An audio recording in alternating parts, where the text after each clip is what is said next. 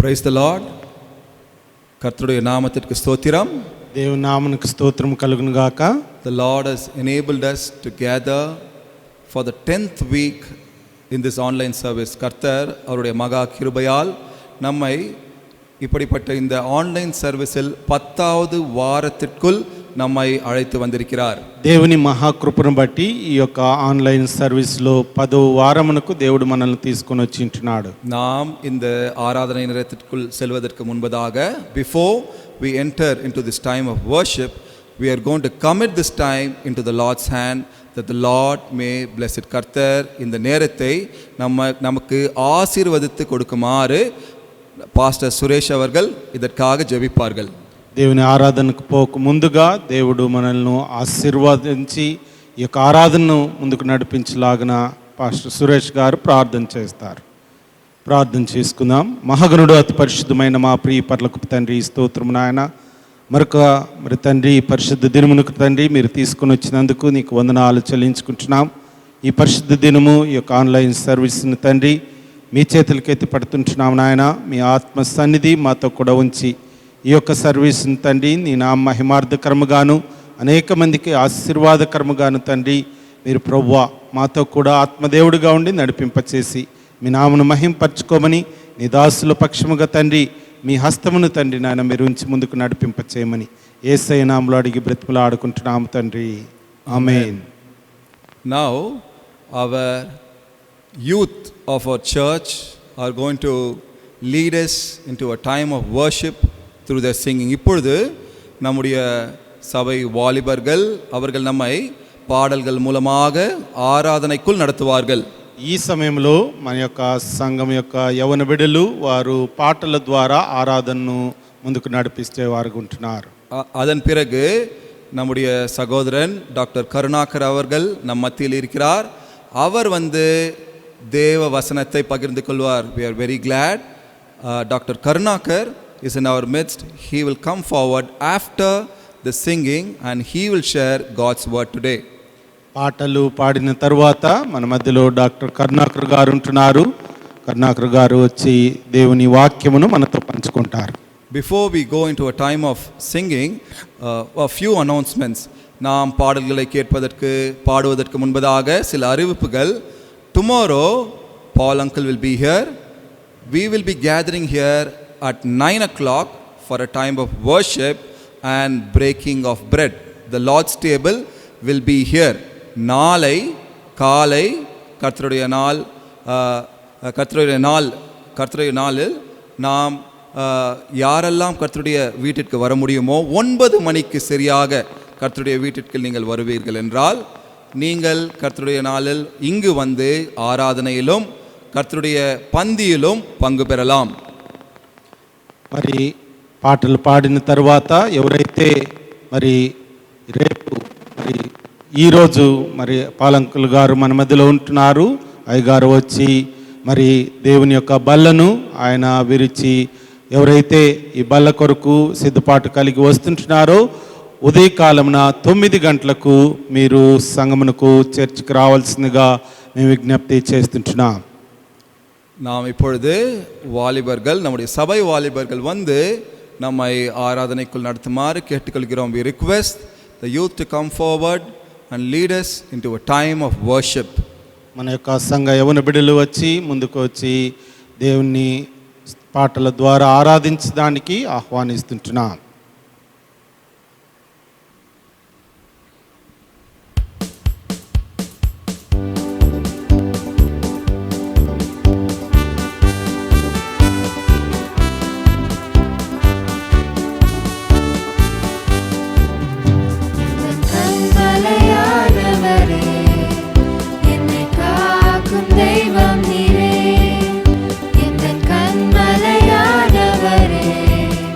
என்னை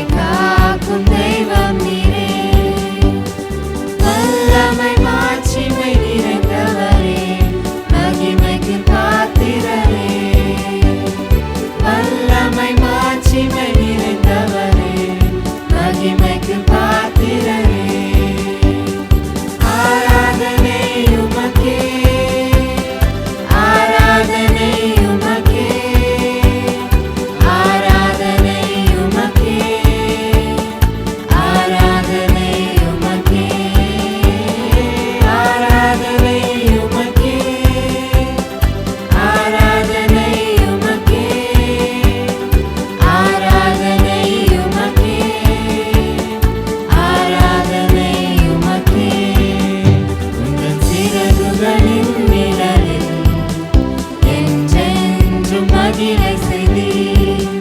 உந்தன் சிறகுகளின் நிழலில் என்றென்றும் மகிழ செய்தீர்.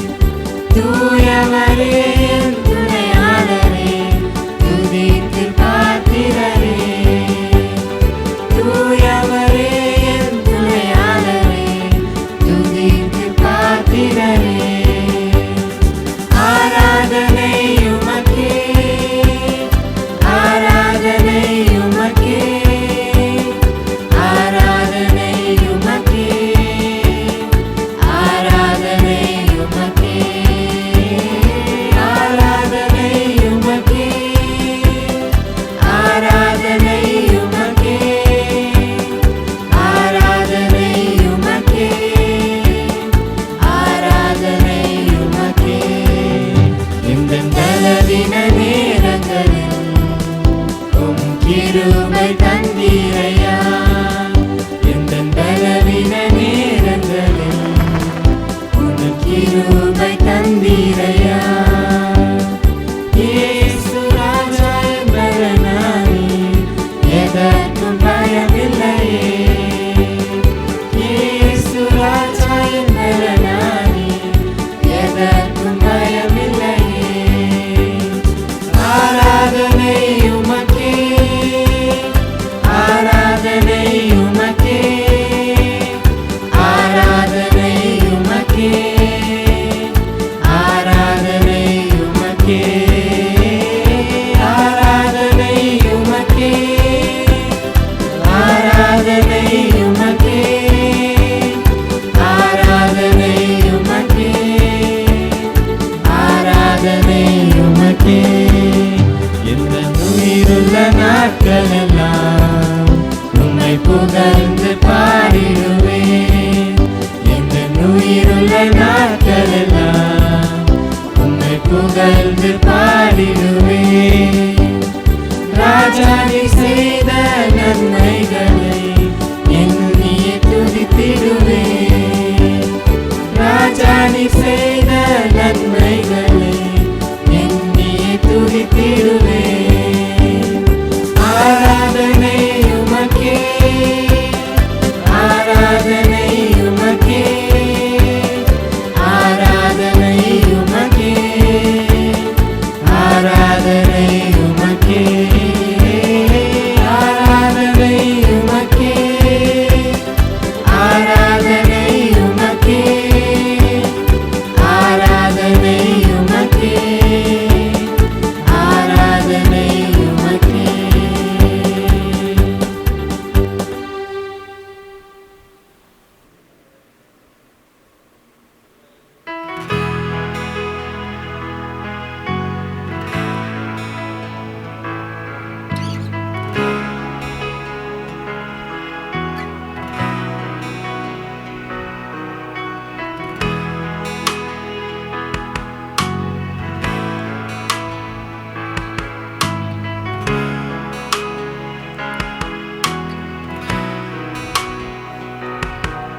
तेरे नाम के लिए जिए हम, तेरे नाम के लिए जिए हम, तेरे नाम के लिए जिए हम,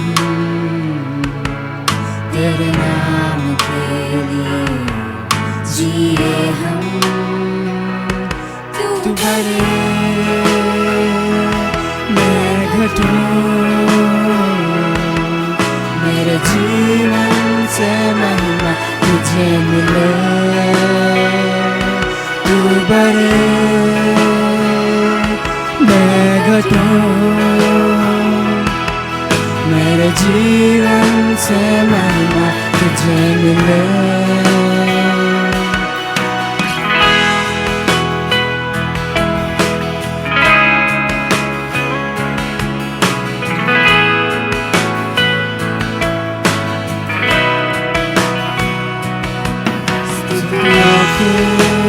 बीच में विराजमान प्रभु, तू बड़े और मैं स्तुतियों के बीच में विराजमान प्रभु, तू बड़े और मैं घटूं, तू बड़े मैं घटूं, मेरे जीवन से महिमा तुझे मिले, तू बड़े मैं घटूं, मेरे जीवन से महिमा तुझे मिले।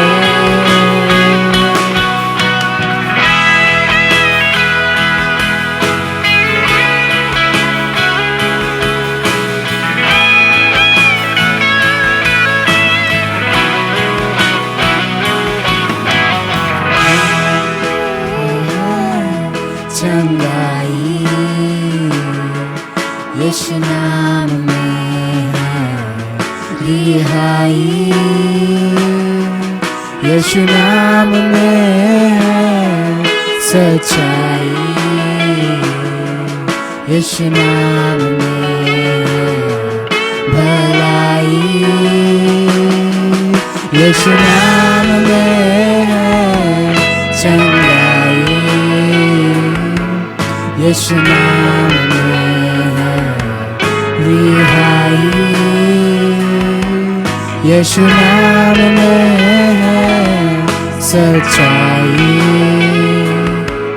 यीशु नाम में है, भलाई तू बड़े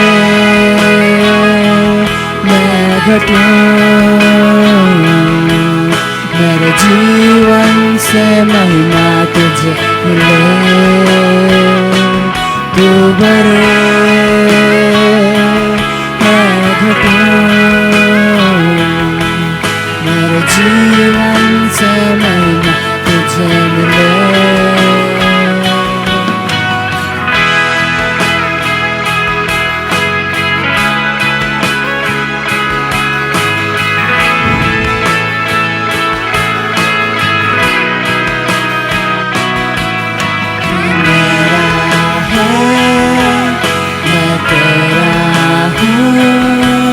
तू मेरा है, मैं तेरा हूँ, तू मेरा है, मैं तेरा हूँ, तू मेरा है, मैं तेरा हूँ, है खुदा मेरे खुदा, मेरे जीवन तेरा खुदा है, खुदा मेरे खुदा,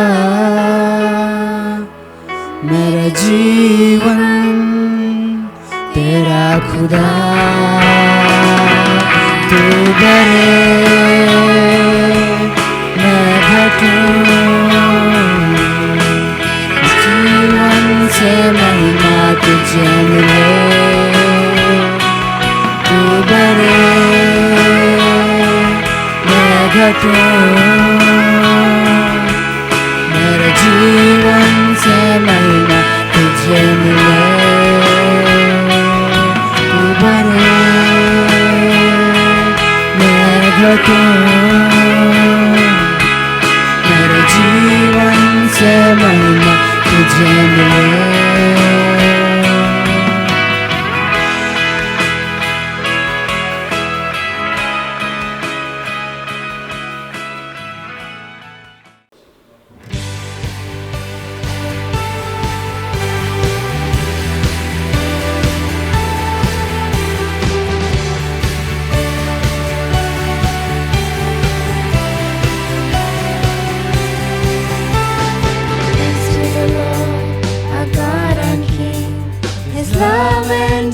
Forever, for He is good, He is above all things, His love endures forever. Sing praise, sing praise. The mighty hand and outstretched arms His love endures forever. For the life that's been reborn, His love endures forever. Sing praise, sing praise, sing praise, sing praise. Forever God is faithful, forever God is strong, forever God is with us, forever. Rising sun, the setting sun, His love endures forever. By the grace of God we will carry on, His love endures forever. Sing praise, sing praise, sing praise, sing praise. Forever God is faithful, forever God is strong, forever God is with us, forever. Forever God is faithful, forever God is strong, forever God is with us, forever.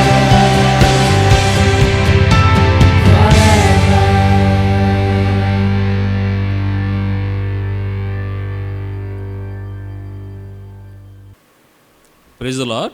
கர்த்தருடைய நாமத்திற்கு ஸ்தோத்திரம். గాక I thank the Lord for giving me the opportunity to stand before you. கர்த்தர் எனக்கு உங்கள் முன்பாக நிற்பதற்கு கொடுத்த தருணத்திற்காக கர்த்தருக்கு நன்றிகளை ஏறெடுக்கிறேன். For the, దేవుడు మీ ముందు నన్ను ఉంచిన దానికి దేవునికి నేను స్తోత్రము చెల్లిస్తుంటున్నాను. for the past weeks, we are listening about the mountain experiences. நீங்கள் கடந்த வாரங்களில் நீங்கள் மலை உச்சி அந்த சிகர அனுபவத்தை பற்றி கேட்டுக்கொள்கிறீர்கள். గడిచిన వారముల్లో ఆ యొక్క పర్వత శిఖరపు అనుభవాల గురించి మనము తెలుసుకొని ఉంటున్నాం. So, we are living in the valley, நாம் பள்ளத்தாக்கில் வாழ்ந்து கொண்டிருக்கிறோம். మనము లోయలో మనం జీవిస్తుంటున్నాం. but our Lord Jesus Christ came down to the valley and lifted up to the mountain. கர்த்தராகிய இயேசு கிறிஸ்து நம்மை எடுப்பதற்காக பள்ளத்தாக்கிற்கு வந்து அவர் நம்மை பர்வதத்தின் மேல் ஏறி கொண்டு சேர்த்தார். ప్రభు అయినటువంటి యేసుక్రీస్తు ప్రభు వారు లోయలో ఉన్నటువంటి మనలను పర్వతము పైకి ఎక్కించుటకు ఆయన ఈ లోకమునకు వచ్చి మనల్ని పైకి ఎత్తింటున్నాడు. During his 3.5 years ministry, Lord Jesus Christ has encountered nearly 6 mountains in his life. அவர் வாழ்ந்த இந்த 3.5 வருடம் நம்முடைய கர்த்தராகிய இயேசு கிறிஸ்து 6 பர்வத சிகர அனுபவங்களை தன்னுடைய வாழ்க்கையில் அனுபவித்தார். మరి యేసుక్రీస్తు ప్రభు వారు ఈ యొక్క ఆయన యుగ సమాప్తి కాలంలో ఆయన ఆ యొక్క పర్వతపు శిఖర అనుభవంలోనికి మనల్ని నడిపించేవాడుకుంటున్నాడు. If you see in the Gospel according to Matthew, மத்தேயு சுவிசேஷத்தில் நாம் பார்ப்போம் என்றால் మత్తయి రాసిన సువార్తలో మనం గమనించినట్లయితే on the 5th chapter, if you see, there is a a sermon on the mount. There is a mount of teaching. நாம் 5ஆம் அதிகாரத்தில் நாம் அந்த மலை உபதேசத்தை பற்றி இந்த உபதேச மலையை பற்றி பார்க்கிறோம். మనము మత్తయి రాసిన సువార్త 5వ అధ్యాయంలో మనం గమనించినట్లయితే కొండ మీద యొక్క ప్రసంగమును మనం అక్కడ చూసేవారిగా ఉంటున్నాం. The second mount where you will see is இரண்டாம் மலை நாம் எங்கு பார்க்கிறோம் என்றால் రెండవ కొండ మనం చూసినట్లయితే in Matthew's Gospel 17th chapter, we see the Mount of Transfiguration. நாம் அவர் மறுரூபமாக்கப்பட்ட அந்த பர்வதத்தை மத்தேயு 17ஆம் அதிகாரத்தில் பார்க்கிறோம். మత్తయి 17వ అధ్యాయంలో మరి రూపాంతరము చెందేటటువంటి కొండను మనం అక్కడ చూస్తుంటున్నాం. Third mount where you will see is Matthew's Gospel 24th chapter, where we will see the Mount of Transcending. அவர் மத்தேயு 24ஆம் அதிகாரத்தில் அவர் வானத்திற்கு ஏற்றுக்கொள்ளப்பட்ட அந்த மலையை பார்க்கிறோம். మనము మత్తయి రాసిన సువార్త 24వ అధ్యాయంలో ఆయన ఈ యొక్క ఒలివ కొండను మనము చూసేవారిగా ఉంటున్నాం. So if you see in Matthew's Gospel 27th chapter, you will see Mount Golgotha. நாம் மத்தேயு 22ஆம் அதிகாரத்தில் గొల్గొదా మలயை பற்றி பார்க்கிறோம். మనము మత్తయి రాసిన సువార్త 27వ అధ్యాయంలో గొల్గొతా కొండను మనం చూస్తుంటున్నాం. And if you see in Luke's Gospel 24th chapter, you will see the Mount Olive. நாம் ஒலிவ மலையை பற்றி லூக்கா 24ஆம் அதிகாரத்தில் பார்க்கிறோம். మరి లూకా 24వ అధ్యాయంలో ఒలీవ కొండ గురించి మనం చూస్తుంటున్నాం. The Christian life with these mountains experiences are very, very important. ஏனென்றால் நம்முடைய கிறிஸ்துவ வாழ்க்கையில் இந்த மலை அனுபவங்கள் மிகவும் மிகவும் முக்கியம். క్రైస్తవ జీవితంలో ఈ యొక్క కొండ అనుభవం అనేది చాలా ప్రాముఖ్యముగా ఉంటున్నది. To lift us from the valley to the mount, the Lord Jesus came down to the valley and lifted us up to the mountain. நம்மை பள்ளத்தாக்கிலிருந்து அந்த பர்வதத்தின் மேல் அவர் கொண்டு செல்வதற்காக கர்த்தராகிய இயேசு கிறிஸ்து இறங்கி இந்த பள்ளத்தாக்கிற்கு வந்தார். లోయ అనుభవంలో ఉన్నటువంటి మనలను ఆ యొక్క పర్వతపు అనుభవంలోనికి వెళ్ళి పైకెత్తుటకు యేసుక్రీస్తు ప్రభువారు లోయ అనుభవంలోనికి ఆయన వచ్చి ఉంటున్నాడు. So for time being we are not seeing about all the mountains, but we will just touch the one mountain here. நாம் இப்பொழுது நேரமில்லாத காரணத்தினால் எல்லா மலையை பற்றி பார்க்க போவதில்லை, ஒரு மலையை பற்றி மாத்திரம் பார்க்க போகிறோம். మరి ఈ యొక్క సమయంలో ఈ యొక్క పర్వతములన్నిటి గురించి కూడా మీ దగ్గర మాట్లాడడం లేదు. ఒక పర్వతము గురించి ఈ సమయంలో మీతో The మాట్లాడుతుంటున్నాను. very important mountain is Mount Olivite. அது ஒலிவ மலை, மிகவும் முக்கியமான மலை. ప్రాముఖ్యమైనటువంటి పర్వతము అది ఒలివ కొండగా మనం చూస్తుంటున్నాం. Before Jesus Christ going to the cross and after his resurrection, the Mount Olive has a very important role. இயேசு கிறிஸ்து சிலுவைக்கு செல்வதற்கு முன்பதாகவும் அவர் உயிர்த்தெழுந்த பின்பும் இந்த ஒலிவ மலை மிகவும் முக்கியமானதாக தெரிகிறது. యేసుక్రీస్తు ప్రభువారు సిలువకు వెళ్ళక ముందు వెళ్ళిన తర్వాత ఈ యొక్క ఒలివ కొండ అనేది చాలా ప్రాముఖ్యమైనదిగా ఉంటున్నది. So these Mount Olive experiences are just related to the time what we are going through it, that lockdown period. நாம் இந்த ஊரடங்கு நேரத்தை இந்த ஒலிவ மலை அனுபவங்களுக்கு நம்ம ஒப்பிட்டு பார்க்கலாம். ఈ యొక్క మరి నిబంధన లాక్డౌన్ ఈ యొక్క సమయంలో ఈ యొక్క ఒలివ కొండ ఈ యొక్క అనుభవమును మనం చూసుకునేవారుగా ఉంటున్నాం. So as a believer we have to know about the Mount Olive, what it has its importance in our life. நாம் ஒரு விசுவாசியாக இந்த ஒலிவ மலையின் அந்த உண்மையையும் அதனுடைய சத்தியத்தையும் அதனுடைய முக்கியத்துவத்தையும் நாம் தெரிந்து கொள்ள வேண்டும். మనం ఒక విశ్వాసిగా ఈ యొక్క ఒలివ కొండ యొక్క ముఖ్యమైనటువంటి ఉద్దేశము ఏమనేది మనం తెలుసుకునే బద్దులమై ఉంటున్నాం. Shall we turn to Matthew's Gospel 24th chapter? நாம் மத்தேயு 24ஆம் அதிகாரத்திற்கு திருப்பிக் கொள்வோம். పరిశుద్ధ గ్రంథంలో నుంచి మత్తయి రాసిన సువార్త 24వ అధ్యాయమును మనం చూద్దాం. Shall we see Matthew's Gospel 24th chapter 3rd verse to 14th verse? We'll read responsibly. நாம் 3ஆம் வசனத்திலிருந்து 14ஆம் வசனம் வரை மாறி மாறி வாசிப்போம். மத்தேயு 24 3ஆம் வசனத்திலிருந்து 14ஆம் வசனம் வரை மாறி மாறி வாசிப்போம். మత్తయి రాసిన సువార్త 24వ అధ్యాయము 3వ వచనం నుంచి 14వ వచనం వరకు ఉత్తర ప్రత్యుత్తరముగా మనం చదువుకుందాం. And as he sat upon the Mount of Olives, the disciples came unto him privately, saying, Tell us, when shall these things be, and what shall be the signs of the coming and the end of the world? యేసు వారితో ఇట్లనెను, ఎవడును మిమ్మును మోసపరచకుండా చూచుకొనుడి. And for many shall come in my name, saying, I am Christ, and shall deceive many. మరియు మీరు యుద్ధముల గురించియు యుద్ధ సమాచారముల గురించియు వినబోదురు. మీరు కలవరపడకుండా చూచుకోండి. ఇవి జరగవలసి ఉన్నవి గాని అంతయు వెంటనే రాదు. For nation shall rise against nation, and the kingdom against kingdom, and there shall be famines and pestilences and earthquakes in diverse places. இவைகளெல்லாம் வேதனைகளுக்கு అప్పుడు ஆரம்பம். మిమ్మల్ని శ్రమలను పాలు చేసి చంపెదరు. మీరు నా నామం నిమిత్తము సకల జనుల చేత ద్వేషింపబడుదురు. 10th verse will read, and then shall many offended and shall betray one another and shall hate one another. అనేకులైన అబద్ధ ప్రవక్తలు వచ్చి పలువురిని మోసపరిచెదరు. And because iniquity shall abound, the love of many shall wax cold. అంతము వరకు సహించు వాడెవడో వాడే రక్షింపబడును. So and one more verse we will read, Matthew's Gospel 24th chapter 33 verse. நாம் இன்னொரு வசனத்தை வாசிக்கலாம். மத்தேயு 24ஆம் அதிகாரம் 33ஆம் வசனம். మత్తయి రాసిన సువార్త 24వ అధ్యాయము 33వ వచనం కూడా మనం చదువుకుందాం. So we'll read all together please. நாம் எல்லாம் சேர்ந்து வாசிக்கலாம். మనం అందరం కూడా కలిసి చదువుకుందాం. Matthew's Gospel 24th chapter 33 verse. மத்தேயு 24 33ஆம் வசனம். మత్తయి 24 33వ వచనం. So likewise, அப்படியே ప్రకారమే మీరు ఇవన్నీ ఎல்லாம் సంగతులన్నీ நீங்கள் జరుగుతూ కాணும்போது చూచినప్పుడు அவர் ఆయన సమీపమాய் సమీపమునందే వాసనలే వందిరిக்கிறார் ద్వారమునే என்று ఉన్నాను అని తెలుసుకొనుడి.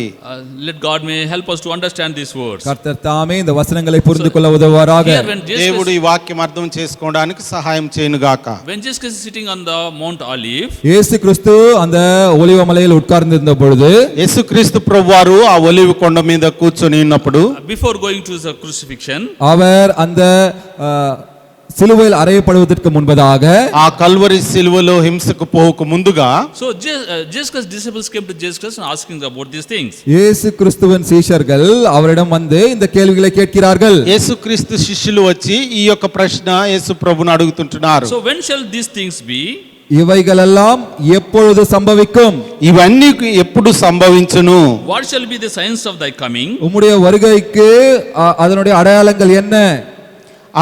ఆయన రాకడకు సూచనలు ఏమి? And of the end of the world. உலகத்தின் முடிவுக்கு அடையாளங்கள் என்ன? ఈ యుగ సమాప్తికి సూచనలు ఏమి? So he narrated about what all we read now. பிறகு நாம் படித்ததை எல்லாம் இயேசு கிறிஸ்து அவர்களுக்கு சொல்லுகிறார். మనము చదివిన అన్ని విషయములు కూడా యేసుక్రీస్తు ప్రభువారు ఆయన శిష్యులకు తెలియపరిచారు. So this is the very very important part, crucial part, that is what we are experiencing now. நாம் இப்பொழுது நாம் பார்க்கிறது மிகவும் மிகவும் முக்கியமான காரியமாக இருக்கிறது. మనం ఇప్పుడు చూసుకొని పోయేటటువంటిది చాలా ప్రాముఖ్యమైనటువంటి విషయము. So if you see in the 7th verse, நாம் 7ஆம் வசனத்தில் பார்ப்போம் என்றால் 7వ వచనములో మనం for nations గమనించినట్లయితే to rise against nations, ஜனத்துக்கு விரோதமாய் ஜனமும் జనము మీదికి జనము, kingdom against kingdom, ராஜ்யத்திற்கு விரோதமாய் ராஜ்யமும் రాజ్యము మీదికి రాజ్యమును, and there shall be famines பஞ்சங்களும் and pestilences கொள்ளை நோய்களும் and కరువులు, భూములు, and earthquakes in diverse places. பூமி அதிர்ச்சிகளும் பல இடங்களில் உண்டாகும். అక్కడక్కడ కరువులు, భూకంపములు కలుగును. So when you see all these things, இவைகள் எல்லாம் நாம் பார்க்கும் பொழுது ఇవన్నీ కూడా చూస్తుంటున్నప్పుడు so after 2020 years away above, Jesus Christ told about all these things. பாருங்கள் 2020 வருடங்களுக்கு முன்பதாகவே இயேசு கிறிஸ்து இவைகள் எல்லாம் நடக்கும் என்று சொன்னார். 2020 సంవత్సరములకు ముందుగానే యేసుక్రీస్తు ప్రభువారు ఇవన్నిటి గురించి ఆయన చెప్తుంటున్నాడు. Nowadays we are experiencing these things are happening before our eyes. நம்முடைய கண்கள் முன்பாக இவைகள் எல்லாம் நடக்கிறது, நாம் அதை பார்க்கிறோம். మన కళ్ళకు ముందుగా ఇవన్నీ కూడా జరుగుట మనం చూస్తుంటున్నాం. So what happened is when you think about the India in March 23rd of this 2 months back, நாம் 2 மாதங்களுக்கு முன்பதாக இந்தியாவை பற்றி மார்ச் 23ஆம் நாளை பற்றி ஆலோசிப்போம் என்றால் మనము 2 మాసముల వెనుక మార్చి 23వ తారీఖున మా ఇండియా దేశం గురించి మనం ఆలోచన చేసినట్లయితే suddenly an alarm has come out, the warning has come out, everybody shall go inside the houses and shut down. திடீரென்று ஒரு எச்சரிக்கை வந்தது, அனைவரும் வீட்டிற்குள் செல்ல வேண்டும், ஊரடங்கு இருக்கும் என்று சொன்னார்கள். మరి అనుకోని విధముగా ఒక హెచ్చరిక అనేది చేయబడి ఉంటుంది, ప్రతి ఒక్కరూ గృహంలోనికి వెళ్ళి బంధన చేసుకొని ఉండాలి అని. Most of the people doesn't know what is happening outside, and they don't know why you have to go inside and lock down ourselves. பலருக்கு இவை புரியவில்லை, வெளியே என்ன நடக்கிறது என்று, எதற்காக நாம் வீட்டிற்குள் சென்று நம்மை அடைத்துக் கொள்ள வேண்டும் என்று எண்ணிக்கொண்டிருந்தார்கள். అనేక మందికి బయట ఏమి జరుగుతుంటుంది, మనం ఎందుకు వెళ్ళి మన గృహములో బంధము చేసుకొని ఉండాలి అనేది ఇది అర్థం కావడం లేదు. Only the thing what they heard is the deadly overwhelming disease that affecting the entire humanity is coming and attacking us. பயங்கரமான ஒரு கொள்ளை நோய் உலகமெங்கும் பரவி கொன்று கொண்டிருக்கிறது, அது நம்மை தாக்குவதற்கு வருகிறது என்பதை மாத்திரம் அவர்கள் தெரிந்திருந்தார்கள். ఒక భయంకరమైనటువంటి మరణకరమైనటువంటి వ్యాధి అది వచ్చి ఉంటున్నది, అది మనలను అది తాకేదిగా ఉంటుంది అనేది మాత్రము తెలియపరచబడి ఉంటుంది. It is very all of a sudden. இது திடீரென்று வந்தது, ఇది అనుకోని విధముగా తెలియపరచబడింది. Unexpected thing. எதிர்பாராத காரியம், ఇది ఎదురు చూడనటువంటి విషయము, The unseen enemy. இது பார்க்காத ஒரு சத்ரு, ఇది చూడలేనటువంటి ఒక శత్రువుగా కనపడుతుంటుంది. So suddenly the alarm has come out, you have to shut down and lock down inside. திடீரென்று ஒரு எச்சரிக்கை, நாம் ஊரடங்காக அடைந்து நாம் உள்ளே இருக்க வேண்டும் என்று. అనుకోని విధముగా ఈ యొక్క హెచ్చరిక ద్వారా మనము మన యొక్క గృహములో బందీలమై ఉంటున్నాం. Those who goes inside and lock down, they protect their life. யாரெல்லாம் வீட்டிற்குள் சென்று அடைத்துக் கொண்டார்களோ அவர்களுடைய ஜீவனை காத்துக் கொண்டார்கள். ఎవరైతే వారి గృహముల్లో వారు ఈ బంధనలో ఉంటున్నారో వారు వారి జీవితమును కాపాడుకునే వారుగా ఉంటున్నారు. So when you see all these things, and the pandemic disease of coronavirus, and we have to think about the scripture what teaches about us. இவைகளெல்லாம் நாம் பார்க்கும் பொழுதும் இந்த கொள்ளை நோயான அந்த கொரோனா வைரஸை பற்றி பார்க்கும் பொழுதும் நாம் கர்த்தருடைய வசனம் என்ன சொல்கிறது என்பதையும் நாம் எண்ணி பார்க்க வேண்டும். ఇవన్నీ కూడా మనం చూస్తుంటున్నప్పుడు ఈ యొక్క కరోనా వైరస్ గురించి మనము వింటున్నప్పుడు మరి దేవుని వాక్యము ఏమి చెప్తుంటుంది అనేది మనము తెలుసుకున్న బదులమై ఉంటున్నాం. So this is an alarm warning to the believers who are waiting for the rapture and his coming. நாம் கர்த்தருடைய வருகைக்காகவும் நாம் எடுத்துக்கொள்ள போகிற அந்த நேரத்திற்காகவும் காத்திருக்கிற விசுவாசிகளுக்கு இது ஒரு எச்சரிக்கை. మనము ప్రభు దినము కొరకు మరి ఆ యొక్క రెండవ రాకడ ఆయనతో కూడా ఎత్తపడేటటువంటి విశ్వాసులకు ఇది ఒక హెచ్చరికగా ఉంటున్నది. If we see in 1 Thessalonians 5th chapter 2nd verse onwards, நாம் 1 தெசலோனிக்கேயர் 5ஆம் அதிகாரம் 2ஆம் வசனத்தை நாம் பார்ப்போம் என்றால், మనము మొదటి తెస్సలోనికీయులకు రాసిన పత్రిక 5వ అధ్యాయము మొదటి వచనములో మనం గమనించినట్లయితే 1 Thessalonians 5th chapter 2nd verse onwards, 2ஆம் வசனம் 5ஆம் அதிகாரம் 2ஆம் வசனத்திலிருந்து பார்ப்போம் என்றால், మొదటి తెస్సలోనికీయులకు రాసిన పత్రిక 5వ అధ్యాయము 2వ వచనము, for yourselves know perfectly that the day of the Lord so cometh as a thief in the night.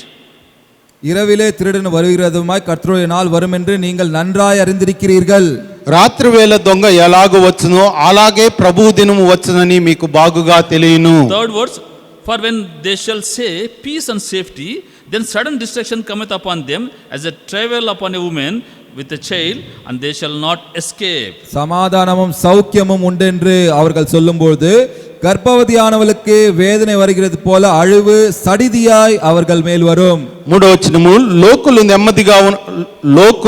నెమ్మదిగా ఉన్నది, భయమేమియూ లేదని చెప్పుకొనుచుండగా గర్భిణీ స్త్రీకి ప్రసవ వేదన వచ్చినట్లు వారికి ఆకస్మికముగా నాశనము తటస్థించునని గనుక వారెంత మాత్రము తప్పించుకొనలేరు. So how the scripture is so clearly telling about these things. பாருங்கள் கர்த்தருடைய வசனம் எவ்வளவு தெளிவாக இந்த காரியங்களை பற்றி சொல்கிறது. గమనించండి, ఈ విషయములన్నింటి గురించి ఎంత జ్ఞానయుక్తముగా దేవుని వాక్యం తెలియపరుస్తుంటుందో. Before experiencing the rapture of the Lord Jesus Christ, நாம் கர்த்தருடைய வருகையை அனுபவத்திற்கு முன்பதாக మనము ప్రభు అయినటువంటి యేసుక్రీస్తు ప్రభు వారితో రెండవ రాకడలో ఎత్తబడకు ముందుగా, as the Lord Jesus Christ already spoken in the Matthew's Gospel 24th chapter, மத்தேயு 24 கர்த்தராகிய இயேசு கிறிஸ்து பேசின வண்ணமாக, మరి మత్తయి రాసిన సువార్త 24వ అధ్యాయంలో యేసుక్రీస్తు ప్రభువారు మనతో మాట్లాడింటున్నాడు. we are experiencing these sudden aspects in the life. நாம் இந்த திடீர் என்று நடக்கிற காரியங்களை பார்த்து அனுபவித்துக் கொண்டிருக்கிறோம் நம்முடைய வாழ்க்கையில். మన యొక్క జీవితంలో ఈ అకస్మాత్తుగా జరిగేటటువంటి విషయములు మనము ఆ యొక్క అనుభవంలో అనుభవిస్తూ ఉంటున్నాం. See here is what is saying is, when the people say peace and safety, பாருங்கள், ஜனங்கள் சமாதானமும் சௌக்கியமும் என்று சொல்லும் பொழுது, చూడండి, ప్రజలు సమాధానము సౌఖ్యము అని చెప్తుంటున్నప్పుడు sudden destruction cometh upon them. அழிவு சடிதியாய் அவர்கள் மேல் வரும் என்று சொல்கிறார். ఆకస్మికముగా అది తటస్థించుదని తెలియపరుస్తుంటున్నది. Just a sample of the things that suddenly things as what happens. பாருங்கள், நாம் பார்த்து கொண்டிருப்பது அதற்கு ஒரு போலியான ஒரு காரியம், அதற்கு ஒரு சான்றான காரியம் இது. చూడండి, ఆకస్మికంగా జరిగినటువంటి మనం చూసినటువంటి ఈ కార్యములన్నీ కూడా ఇవి ఒక ఉదాహరణగానే ఉంటున్నాయి. So my brethren, the Lord Jesus Christ rapture is going to come. The Lord Jesus Christ is going to come very very soon. அன்பான சகோதர சகோதரியே, கர்த்தராகிய இயேசு கிறிஸ்து மிக வேகமாய் வரப்போகிறார். நம்மை மிக வேகமாய் எடுத்துக்கொண்டு செல்ல போகிறார். నా ప్రియ సహోదర సహోదరులారా, దేవుని రాకడ అనేది అది చాలా త్వరగా వస్తుంటున్నది.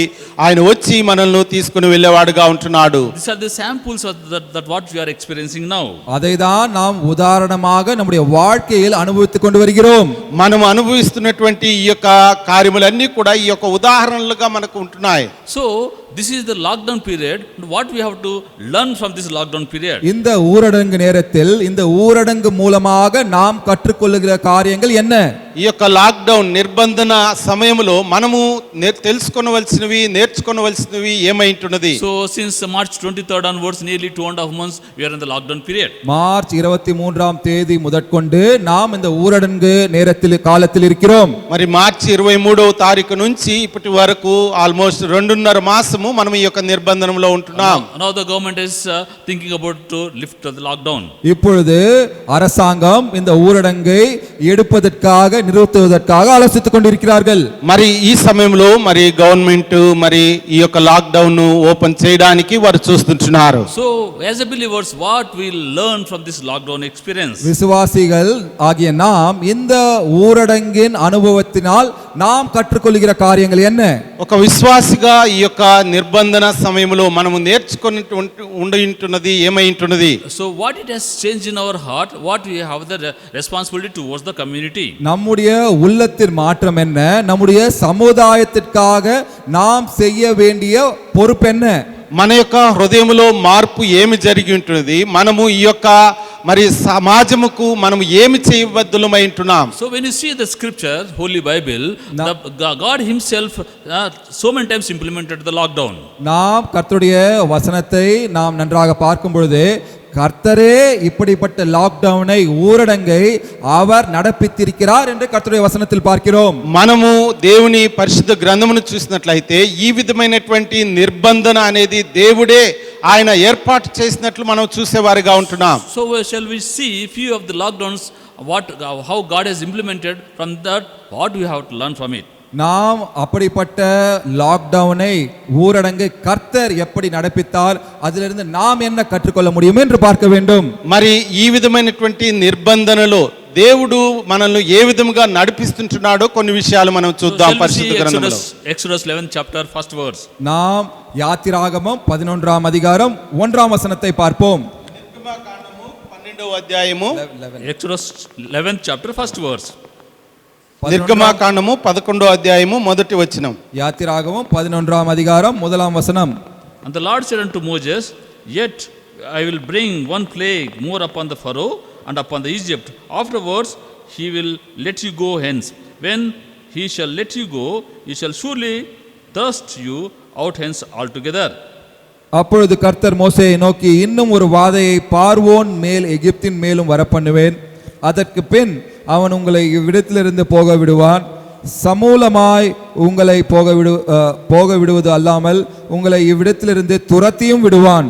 నిర్గమకాండము 11వ అధ్యాయం 1వ వచనం. మరియు యెహోవా మోషేతో ఇట్లా నేను ఫరో మీదికి ఐగుప్తు మీదికి ఇంకొక తెగులు రప్పించెదను. అటు తర్వాత అతడు ఇక్కడ నుండి మిమ్మును పోనిచ్చును. అతడు మిమ్మును పోనిచ్చినప్పుడు ఇక్కడ నుండి మిమ్మును బొత్తిగా వెళ్ళగొట్టును. So at the same time we'll read the 12th chapter 21 to 24 words.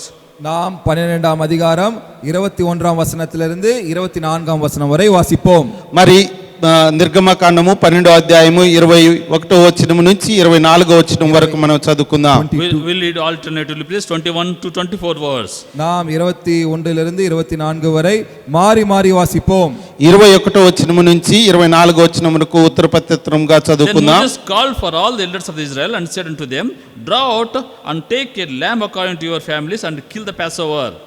మరియు హిస్సోపు కొంచెం తీసుకొని పల్లెములోనున్న రక్తములో దాన్ని ముంచి ద్వారబంధపు పై కమ్మి మీద 2 నిలువు కమ్ములను పల్లెములోని రక్తము తాకించవలెను.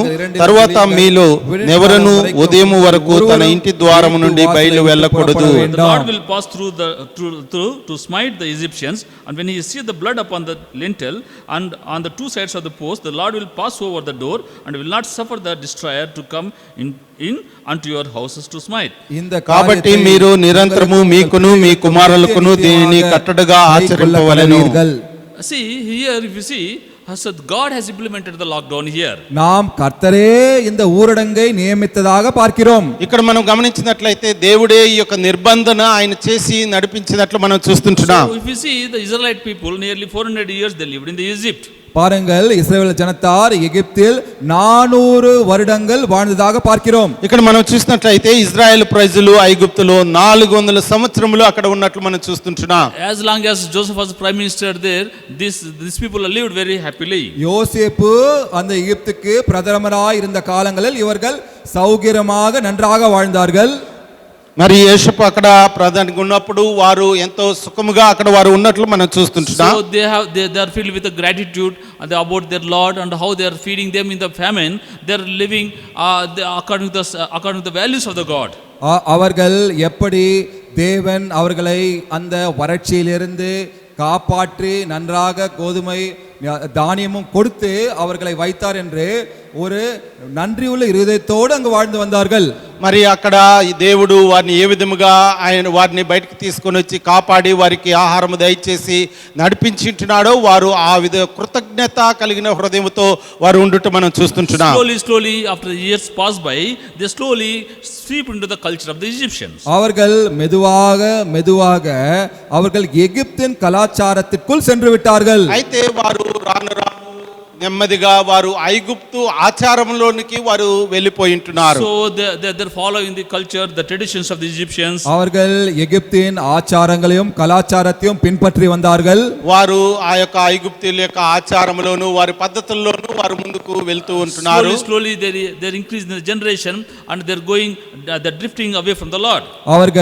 அவர்கள் வம்சமாக அவர்கள் கர்த்தரிடமிருந்து தூரமாக சென்று விட்டார்கள். పెరుగుతున్న కొలది వారు దేవునికి దూరముగా వెళ్తున్నట్లు మనం చూస్తున్నాం. So nearly they lived in the 400 years there. அவர்கள் 400 வருடங்கள் அங்கு வாழ்ந்தார்கள். 400 సంవత్సరములు అక్కడ వారు జీవించి ఉంటున్నారు. The day has come, the king which knoweth not about the Israelites, he started to torturing the people. இப்பொழுது அங்கு இஸ்ரவேலரும் யோசேப்பையும் அறியாத அங்க ஒரு ராஜா வந்து அவர்களை கொடுமைப்படுத்த தொடங்கினான். ఇక్కడ మరి ఆ ఇశ్రాయేలును యోసేపును మరి ఒక రాజు వచ్చి అక్కడ మనం చూస్తుంటున్నాం. So slowly they troubled every side. அவர்கள் உள்ளே துன்பத்தினால் நிரம்பினார்கள். వారు యొక్క హృదయములో అది కఠినము కలిగినట్లు మనం చూస్తుంటున్నాం. So they tossed every side, the problems are increased, they could not bear the problems. அவர்களால் அந்த துன்பங்களை சுமக்கவோ தாங்கவோ முடியவில்லை. ఈ యొక్క సమస్యలు ఎప్పుడైతే ఎక్కువ అయింటున్నాయో ఆ సమస్యలను వారు భరించడానికి వారు వీలు కాని విధముగా వారు అయ్యింటున్నారు. They slowly the people they make them as slaves.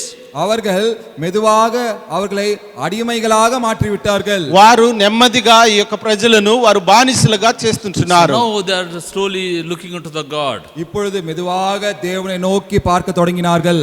మరి ఇప్పుడు ఈ సమయంలో వారు నెమ్మదిగా దేవుని వైపు చూసి దేవుని వైపు చూస్తుంటున్నారు. So we see in Exodus 2nd chapter 23 to 25th verse.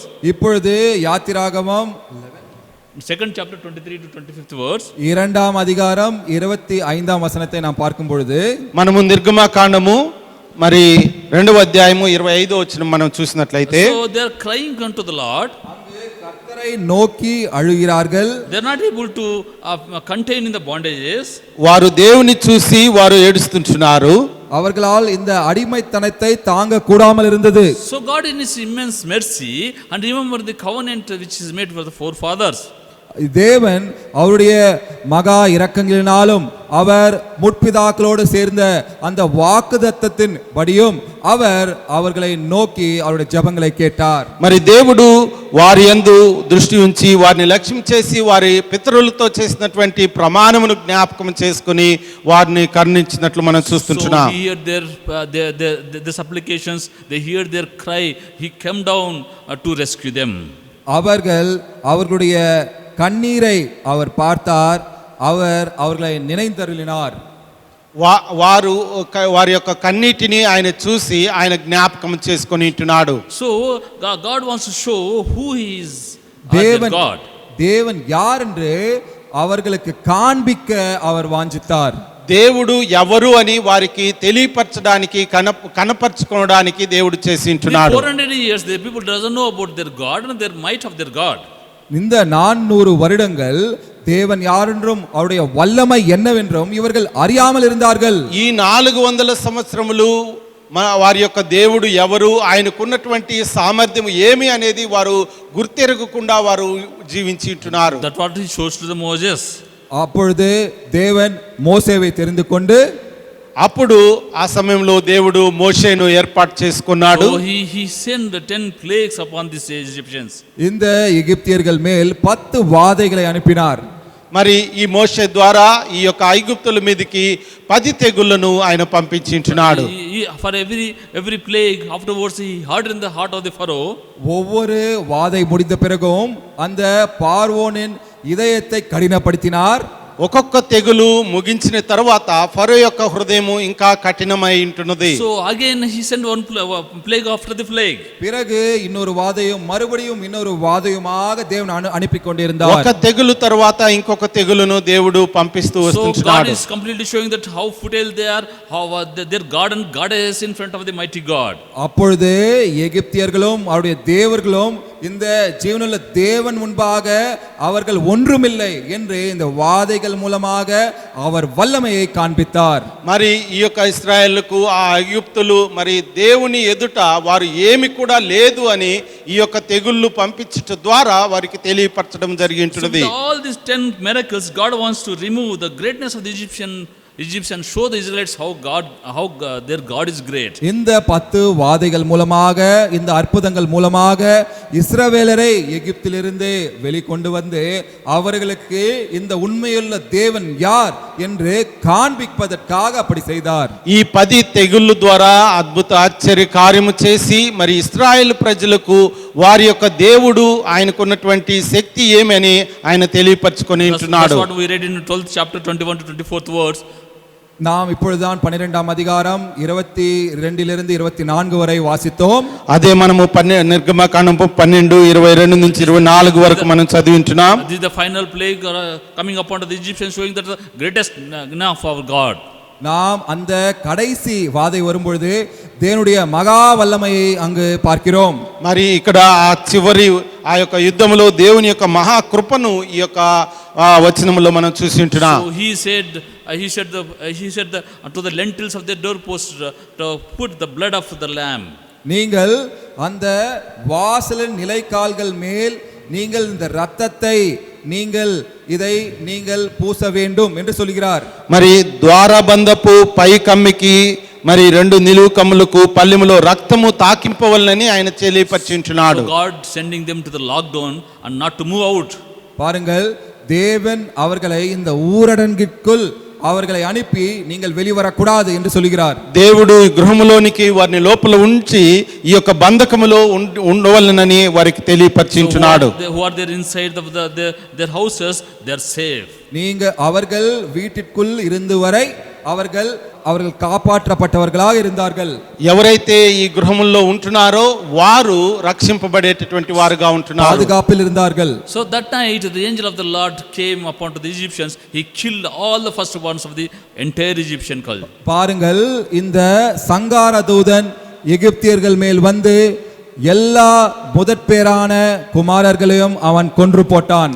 ఆ సమయంలో ఈ యొక్క సంహారపు దూత వచ్చి ఐగుప్తులకు సంబంధించినటువంటి ఎక్కడైతే ఈ రక్తము ద్వారబంధము లేదో వారి కుటుంబంలోకి వెళ్ళి ప్రథమ కుమారుని సంహరించినట్లు మనం చూస్తుంటున్నాం. Because of that act, the great emperor, the Pharaoh, came to know that how great that God is, and whole Egyptians know that how great the God is. அதன் மூலமாக இந்த பெரிய பார்வோன் ராஜா தேவன் எவ்வளவு பெரியர் என்று தெரிந்து கொள்வதற்கு மாத்திரமல்லாமல் இந்த எகிப்திய தேசமே இந்த தேவன் எவ்வளவு பெரியவர் என்று தெரிந்து கொண்டார்கள். ఈ కార్యము ద్వారా ఈ గొప్ప రాజు అయినటువంటి ఫరో ఈ దేవుడు ఎంత గొప్పవాడు అని ఆయన తెలుసుకోవడమే కాకుండా ఆ యొక్క ఐగుప్తులందరూ కూడా తెలుసుకునే విధముగా ఆయన చేసి ఉంటున్నాడు. So God is bringing them to slave to the salvation. அவர்களை அடிமைத்தனத்திலிருந்து ரட்சிப்பிற்குள் நடத்தி வருகிறார். దేవుడు ఇశ్రాయేలు ప్రజలను బానిసత్వంలో నుంచి రక్షణలోనికి ఆయన నడిపించి ఉంటున్నాడు. With this lockdown, God is bringing them from slave to salvation. பாருங்கள், இந்த ஊரடங்கின் மூலமாக அவர்களை அடிமைத்தனத்திலிருந்து ரட்சிப்பிற்குள் தேவன் நடத்தினார். చూడండి, ఇక్కడ ఈ గృహ నిర్బంధములో నుంచి ఆ యొక్క బంధకములో నుంచి దేవుడు ఏ విధముగా రక్షణలోనికి నడిపించుచున్నాడు. As you see in this lockdown period also, we are in the lockdown. நாம் இந்த ஊரடங்கு நேரத்தில் கூட మనము కూడా ఈ యొక్క గృహ నిర్బంధములో ఉన్నటువంటి సమయంలో కూడా So this simple unseen, the virus is attacking everybody, is transmitted to each person and it is killing them. இந்த காணப்படக்கூடாத இந்த சிறிய கிருமி அனைவரையும் தாக்கி கொண்டிருக்கிறது. ఈ కనపడినటువంటి ఈ యొక్క మరి వైరస్ అనేది ప్రతి మనిషిని కూడా అది చంపివేసేదిగా ఉంటున్నది. Even though you are technologically developed, the developed countries, they are bowing down before this virus. பாருங்கள், டெக்னாலஜி விதமாக வளர்ந்த தேசங்கள் கூட இந்த கிருமி முன்பாக தாழ பணிந்து விழுகிறார்கள். మనం గమనించినట్లయితే అనేక గొప్ప దేశాలు కూడా ఈ టెక్నాలజీ పరంగా ఉన్నత స్థితిలో ఉన్నటువంటి వారు కూడా ఈ యొక్క చిన్న కనపడినటువంటి సూక్ష్మ క్రిమి ద్వారా మరణమును వారు ఎదుర్కొంటున్నారు. Millions of people died. லட்சக்கணக்கானோர் மரிக்கிறார்கள். లక్షల మంది ప్రజలు చనిపోతుంటున్నారు. Now the whole human being, the whole world is turning to focus, changing their focus to the Almighty God. பாருங்கள், இப்பொழுது பூலோகமே, உலகமே, மனித குலமே அவர்களுடைய కన్నోటத்தை తిరిపి దేవుని నోకి పార్క తొడగిరిక్கிறார்கள். మనం గమనించినట్లయితే భూలోకం అంతా కూడా సమాజము, మనుష్య సమాజం అంతా కూడా వారి కనులు ఎత్తి దేవుని వైపు చూస్తుంటున్నారు. We see the different countries, the prime ministers, they're bowing down, they're asking us to pray to the Almighty God to save from this unseen enemy. பாருங்கள், இந்த பல தேசங்களின் பிரதமர்கள் இப்பொழுது நீங்கள் ஜெபியுங்கள், இந்த பார்க்க கூடாத இந்த சத்ருவை அவருடைய தாக்குதலிலிருந்து தேவன் நம்மை காப்பாற்றட்டும், ஜெபியுங்கள் என்று பல பிரதமர்கள் విన్నపిపதை பார்க்கிறோம். కొన్ని దేశ ప్రధానులు వారు ప్రార్థన చేయమని, మరి కనపడినటువంటి ఈ యొక్క వైరస్ ను అంతము చేయుటకు దేవునికి ప్రార్థన చేయడి అని వారు ప్రార్థన చేస్తున్నట్లు మనం చూస్తుంటున్నాం. This is the lockdown of salvation. இதுதான் ரட்சிப்பின் ஊரடங்கு. ఇది గృహ నిర్బంధములో నుంచి రక్షణ. From slave to salvation. இது அடிமைத்தனத்திலிருந்து ரட்சிப்பு. బానిసత్వములో నుంచి రక్షణ. As a believer, we have to show that how great our God is.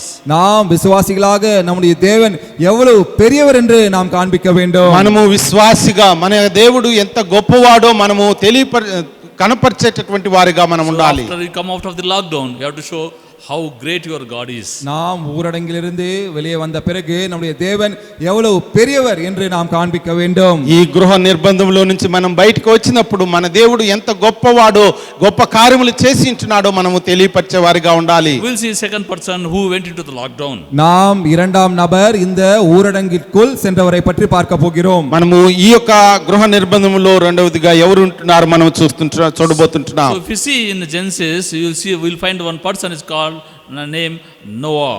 நாம் நோவா என்கிற நபரை ஆதியாகமத்தில் பார்க்கிறோம். మనము ఆది కాండములో నోవాహు అనేటటువంటి వ్యక్తిని ఈ నిర్బంధంలో ఉండటం మనం చూస్తుంటున్నాం. If you see in Genesis 6 chapter 5th to 9th verse, நாம் ஆதியாகமம் 6ஆம் அதிகாரம் 5ஆம் வசனத்திலிருந்து 9ஆம் வசனம் வரை பார்ப்போம் என்றால், మనము ఆది కాండము 6వ అధ్యాయము 5వ వచనం నుంచి 9వ వచనం వరకు మనం చూద్దాం. if you see there, what happening is very very pathetic.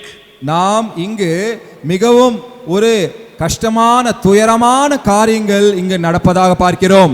మనము ఇక్కడ చాలా కష్టతరమైనటువంటి పరిస్థితి మనం ఇక్కడ చూస్తుంటున్నాం. When the God saw the world, the whom he created, he is grieved in his heart.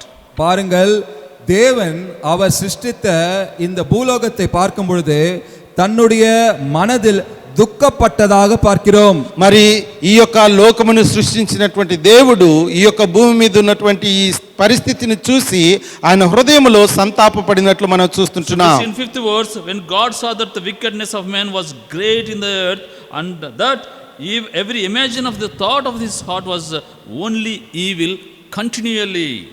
மனுஷனுடைய அக்கிரமம் பூமியிலே பெருகினது என்றும் அவன் இருதயத்தின் நினைவுகள் தோற்றமெல்லாம் நித்தமும் பொல்லாததே என்றும் కర్తర్ కండు 5వ వచనం. ఆది కాండము 6వ అధ్యాయము 5వ వచనములో నరులు చెడుతనము భూమి మీద గొప్పదనియు వారి హృదయము యొక్క తలంపులలోని ఊహ అంతయు ఎల్లప్పుడూ కేవలము చెడ్డదనియు యెహోవా చూచి. If you see in Genesis 8th chapter 21 verse, it is written, so the imagination of the man's heart is evil from his youth. பாருங்கள், மனிதனின் சிந்தனைகள் அவனுடைய சிறுவயது தொடங்கி பொல்லாததா இருக்கிறது என்று ஆதியாகமம் 8ஆம் அதிகாரம் 21ஆம் వచనத்தில் பார்க்கிறோம். మరి 8వ అధ్యాయము 21వ వచనములో మనిషి యొక్క మరి ఆ యొక్క అలవాటు నరులను బట్టి భూమి శపింపబడి ఉన్నది, వారి యొక్క హృదయము బాల్యము నుంచి చెడ్డది అనేది మనం చూస్తుంటున్నాం. So God cannot tolerate about this uncleanness. இந்த பொல்லாங்கை அவரால் தாங்க முடியாமல் போனது. మరి ఈ యొక్క విధమైనటువంటి ఈ యొక్క పరిస్థితి దేవుడు దాన్ని భరించలేకపోయి ఉంటున్నాడు. Wickedness is great in the sight of the Lord. இந்த பாவங்கள் அவர் முன்பாக பெரிதாய் இருந்தது. ఈ యొక్క పాపం అనేది ఆయన ముందు అది ఒక పెద్దదిగా ఉంటున్నది. So God is ready to sweep them and destroy them totally. இப்பொழுது அவர்களை அழித்து போட அவர் ఎన్నం తీటినార్. దేవుడు ఈ యొక్క పాపమును సమస్తమును కూడా ఆయన నాశనము చేస్తుంటున్నాడు. So you know very well about the story how the God made asked the Noah to make the ark. இப்பொழுது ஒரு பேழையை நோவாவை எப்படி அவர் கட்ட சொன்னார் என்று உங்களுக்கு இந்த கதை நன்றாக தெரியும். దేవుడు నోవహును ఒక ఓడును కట్టమని చెప్పి ఉంటున్నాడు. ఆ యొక్క స్టోరీ అంతా కూడా మనకు తెలిసి ఉంటుంది. So God wants to destroy all the people. அவருடைய ஜனத்தாரை அவர் கொன்று போட அவர் ஆலோசித்தார். దేవుడు ఈ యొక్క నరులు జనములందరినీ కూడా నాశనము చేయుటకు ఆయన ఉద్దేశించుంటున్నాడు. So God made an ark for them. அவர்களுக்காக ஒரு பேழையை செய்தார். దేవుడు వారి కొరకు ఒక ఓడను నిర్మింప చేసింటున్నాడు. Noah is righteous before God. Noah கர்த்தருடைய கண்களுக்கு முன்பாக அவன் நீதிமானாய் இருந்தான். మరి దేవుని యొక్క కన్నులకు ముందుగా నోవా గారు ఆయన నీతిమంతుడుగా ఉండింటున్నాడు. So he told that declare this message to all the people, let them turn their hearts towards me. இந்த செய்தியை ஜனங்களுக்கு சென்று பிரஸ்தாபி சொல், அவர்கள் மனம் திரும்பட்டும் என்பதற்காக அவரிடம் சொன்னார். మరి ఈ యొక్క కార్యము మరి మనుషులు ఈ విధముగా పాపములో చెడిపోయి ఉంటున్నారు, వారి యొక్క హృదయము తిప్పుట కొరకు ఆయన ఈ మాటలు చెప్పి ఉంటున్నాడు. While making the ark, Noah preached the gospel, preached the sound of destruction to them nearly 120 years. பாருங்கள், 120 வருடங்கள் இந்த பேழையை கட்டும் பொழுது நோவா அவருடைய ஜனத்தாருக்கு கர்த்தருடைய கோபாக்கனியை பற்றியும் தேவன் அவர்களை அழித்து போட ஆலோசித்துக் கொண்டிருக்கிறார் என்ற செய்தியை பற்றியும் அவர்களுக்கு பிரசங்கித்தான். మరి ఈ యొక్క ఓడను 120 సంవత్సరములు నోవహు ద్వారా అది కట్టబడి ఉంటున్నది. మరి అది కట్టుతున్న సమయంలో మరి నోవహు ద్వారా సువార్త అనేది ప్రజలకు ఆయన తెలియపరచడం జరిగి ఉంటున్నది. No one changed his life. ஆனால் ஒருவரும் தன்னுடைய ஜீவியத்தை மாற்றிக்கொள்ளவில்லை. అయితే ఎవరు కూడా వారి యొక్క జీవితాలను ఆ మాటల ద్వారా మార్పు చెందించుకొనలేదు. Then God decided to destroy them completely. கர்த்தர் அவர்களை முழுவதுமாக அழித்து போட தீர்மானித்தார். అందు నిమిత్తమే పాపంలో ఉన్నటువంటి ఆ జనులందరినీ కూడా ఒకేసారి ఆయన నాశనము చేసి ఉంటున్నాడు. So he called the Noah and all the repeated and what accountable things into the ark, and he asked them to shut the door.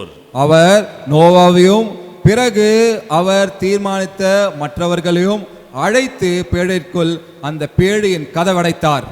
నోవహును మరి ఆయనకు సంబంధించినటువంటి వారిని మరి దేవుడు లెక్కలో ఉన్నటువంటి ప్రతి జంతువులు పక్షులను ఆ ఓడలోనికి వచ్చిన తర్వాత దేవుడు ఆ యొక్క తలుపులు మూసివేయమని నిబంధన చేశాడు. Genesis 7 chapter 16th verse is very clearly written that how God shut the door.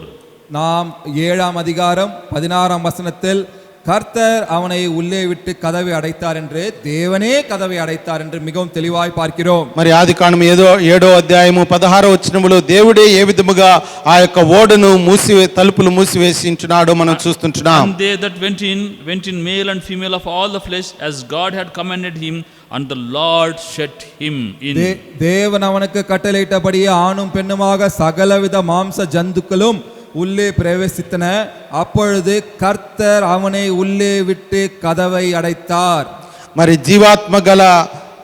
జీవాత్మ గల సమస్త శరీరంలో రెండేసి ఓడలో ఉన్న నోవహు నొద్దకు ప్రవేశించినవన్నీ దేవుడు అతనికి ఆజ్ఞాపించిన ప్రకారము సమస్త శరీరంలో మగదియు ఆడదియు ప్రవేశించును. అప్పుడు యెహోవా ఓడలో అతని మూసివేసెను. Lord himself shut the doors. கர்த்தரே அந்த கதவை அடைத்தார்.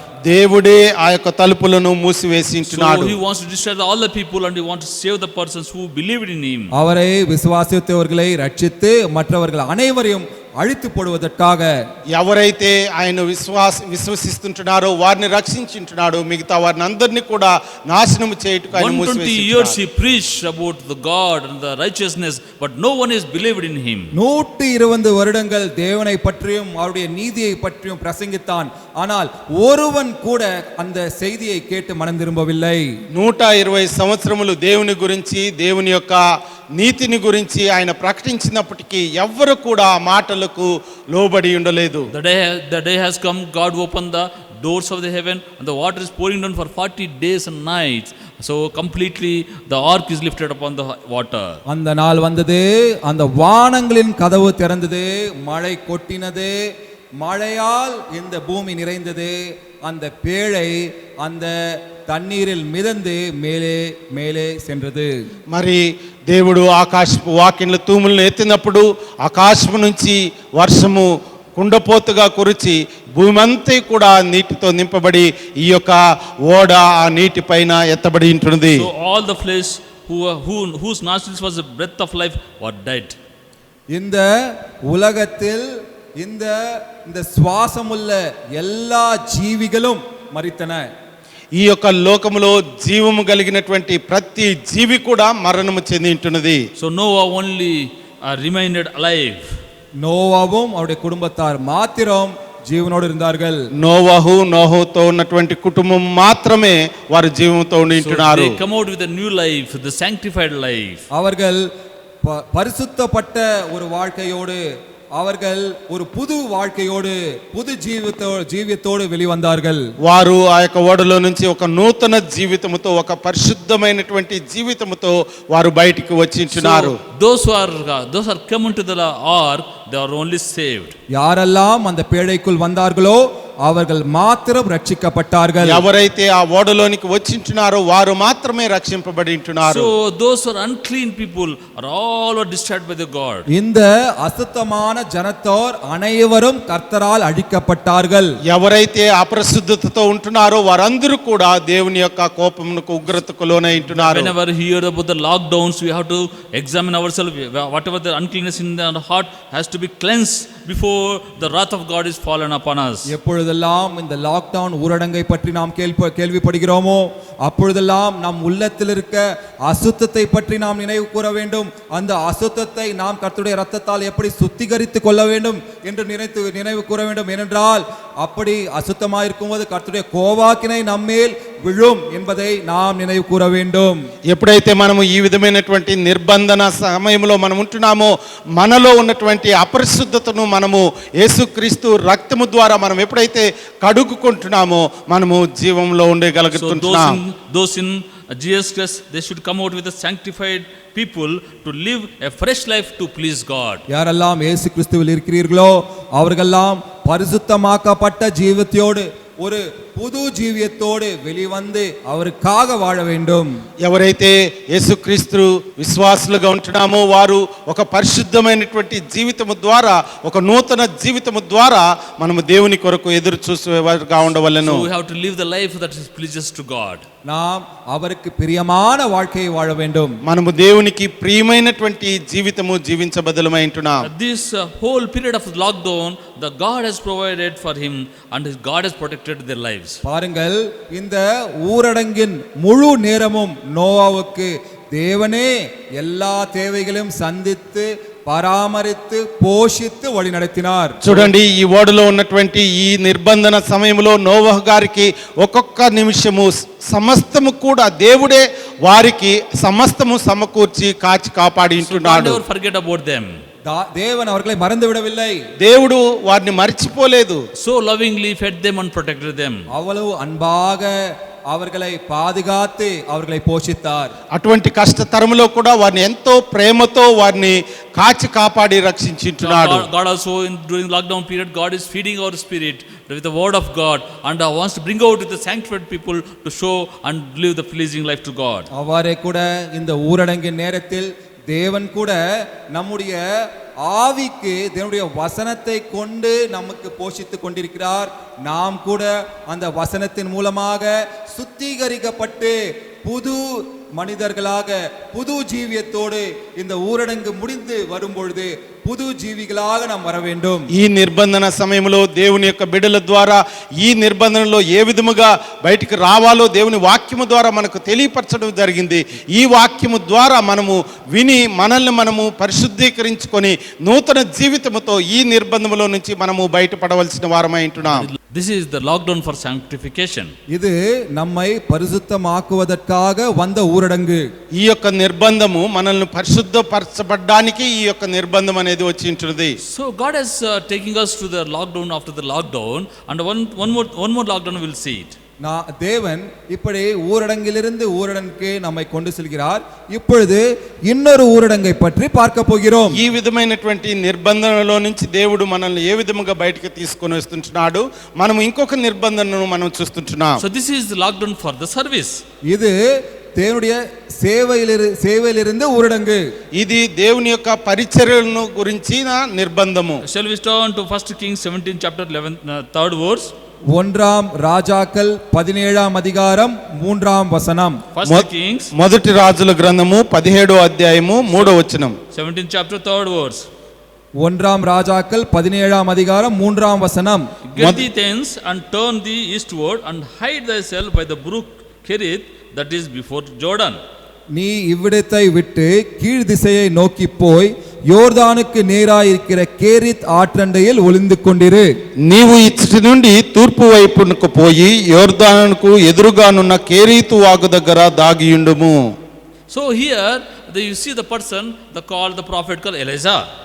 இங்கு இந்த அழைப்பு எலிஜா தீர்க்கதரிசிக்கு வருவதை பார்க்கிறோம். ఇక్కడ మనము ప్రవక్త అయినటువంటి ఎలీజాను మనం ఇక్కడ చూస్తున్నాం. He want King Ahab and saying that you don't have the rains for 3.5 years. அவர் 3.5 வருடங்கள் உனக்கு மழை வராது, தானியங்கள் விளையாது என்று ஆகாப் ராஜாவிடம் சொல்கிறான். ఇక్కడ మరి ఏలియా రాజు 3 సంవత్సరములు వర్షము రాదు అని ఆయన తెలియపరిచుంటున్నాడు. So Ahab wants to kill Elijah. இப்பொழுது ஆகாப் எலிஜாவை கொல்ல எண்ணமிடுகிறான். ఇప్పుడు ఆహాబు రాజు ఏలియాను ఆయన చంపజూస్తుంటున్నాడు. So Elijah want to warn the people to turn their life towards God. இப்போ இந்த எலிஜா தன்னுடைய ஜனத்தார் தேவனுக்கு அவருடைய மனம் திரும்ப வேண்டும் என்று அவர்களுக்கு பிரசங்கிக்க வேண்டும் என்று முயல்கிறான். అయితే ఏలియా గారు ప్రజలందరూ కూడా దేవుని వైపు తిరగవలెనని ఆయన ఉపదేశము చేస్తున్నాడు. Become so wicked and that they're drifting away from the God and they're worshiping the idols and they're living according to the culture of the heathen people. அவர்கள் புறஜாதியாருடைய கலாச்சாரத்திலும் ஆச்சாரத்திலும் வாழ்ந்து கொண்டு பொல்லாத ஜனங்களாக துன்மார்க்கர்களாக வாழ்ந்து வருகிறார்கள். మరి ఇశ్రాయేలు ప్రజలు వారు ఎంతో బలహీనులైంటున్నారు. వారు ఆ యొక్క దేశం యొక్క మరి ఆచార ప్రకారము మరి విగ్రహములు ఆరాధించటలోను వారు తప్పిపోతుంటున్నారు. So they defile their complete spiritual life. அவர்கள் அவருடைய ஆவிக்குரிய வாழ்க்கையை அசுத்தப்படுத்தினார்கள். మరి వారి యొక్క ఆత్మీయ జీవితము దాన్ని అపరిశుద్ధపరచుకొని They forgot about the mightiness of God and how God rescued them from different aspects of their life. Still they want to live according to their own likes and dislikes. அவருடைய வாழ்க்கைகளில் பல்வேறு விதங்களில் அவர்களை இந்த வல்லமையான தேவன் அவர்களை எப்படி ரட்சித்தார் என்பதை மறந்து விட்டார்கள். మరి ఇశ్రాయేలు వారి యొక్క జీవితంలో దేవుడు ఈ గొప్ప దేవుడు ఏ విధముగా వారిని రక్షించి తీసుకొని వచ్చింటున్నాడో అవన్నీ కూడా వారు మర్చిపోయి వారి జీవితం గడుపుతుంటున్నారు. So before sending to the real work, real service, God is sending him to the lockdown. அவர்களை உண்மையான இந்த சேவைக்கு செல்வதற்கு முன்பதாக அவரை இந்த ஊரடங்கின் சேவைக்குள் அனுப்புகிறார். మరి వారు నిజమైనటువంటి పరిచర్యకు వెళ్ళే ముందుగా వారు ఈ యొక్క నిర్బంధంలోనికి దేవుడు వారిని పంపిస్తుంటున్నాడు. He is telling to go and hide at the brook of Kerith. நீ அந்த கெரித் ஆற்றின் அண்டை ஒளிந்துக்கொள் என்று சொல்கிறார். నీవు సేవకు ముందుకు కేరీతు వాగు దగ్గర దాగియుండుము అని దేవుడు ఆయనకు చెప్పింటున్నాడు. Kerith means cutting or separation. கெரித் என்றால் பிரிவினை என்று அர்த்தம். కేరీతు అనగా అది కత్తిరించి దాన్ని వేరుపరచుట. His life has to be separated from the people of God.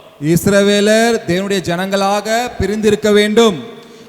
ప్రజల నుంచి ఇశ్రాయేల్ ప్రజలు వారు దేవుని జనులుగా వారు మార్పు చెందాలి. He has to be sanctified, separated life. அவர்கள் தனிப்பட்ட பரிசுத்தப்படுத்த வாழ்க்கை வாழ வேண்டும். వారు ప్రత్యేకమైనటువంటి పరిశుద్ధమైనటువంటి జీవితము జీవించాలి. So God is showing Elijah and encouraging him how God is so great, how he is able to feed him.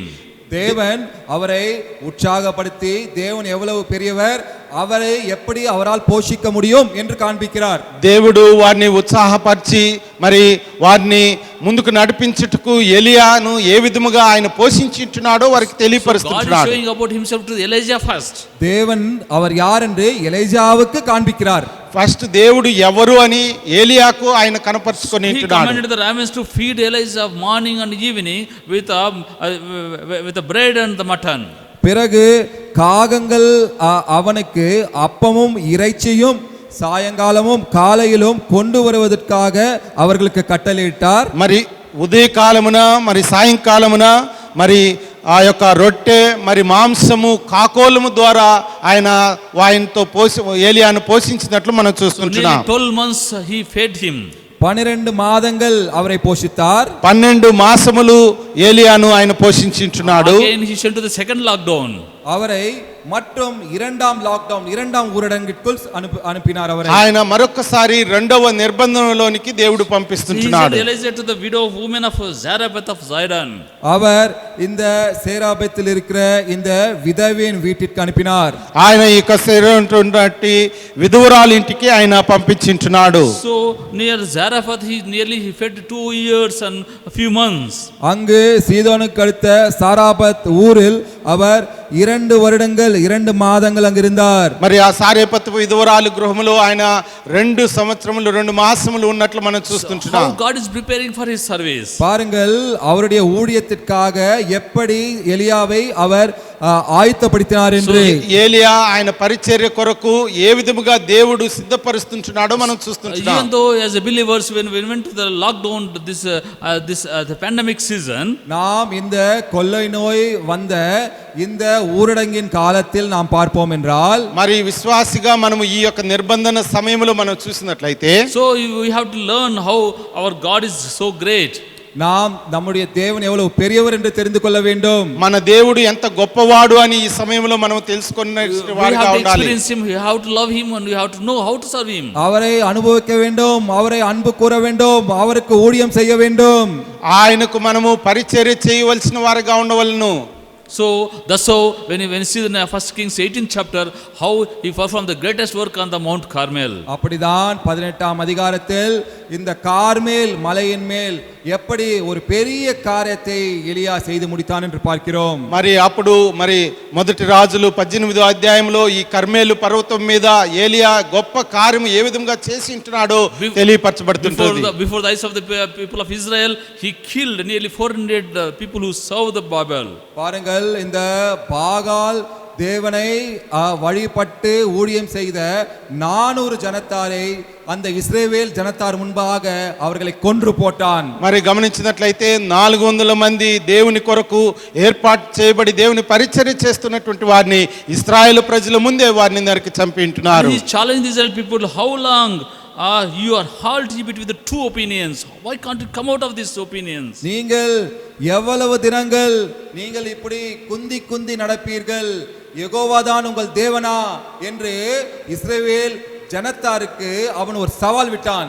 మరి మీరు ఎన్ని రోజులు ఇలా వంగి వంగి నడుస్తుంటున్నారు, యెహోవా దేవుడు అని వారికి ఒక సవాలు ఆయన So he wants to విసిరించున్నాడు. show the people of Israel how great their God is and how you have to serve him and what about he as a serving the Lord, living Lord.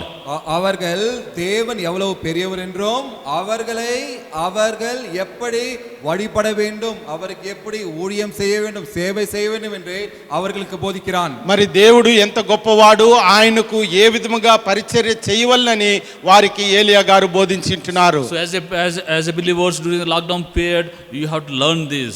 நீங்கள் விசுவாசிகளாக இந்த ஊரடங்கின் நேரத்தில் இதை நீங்கள் கற்றுக்கொள்ள வேண்டும். మనము విశ్వాసులుగా ఈ యొక్క నిర్బంధన సమయంలో ఈ విషయాలు మనం తెలుసుకొనవలసిన వారమై ఉంటున్నాం. Without knowing the God's coming, the rapture, are we still lingering onto the world, are we towards the God? நாம் உலகத்தின் சாரா இருக்கிறோமா, கர்த்தருடைய வசனத்தின் சார்பாக இருக்கிறோமா? ஏனென்றால் கர்த்தருடைய வருகை சமீபமாக இருக்கிறது.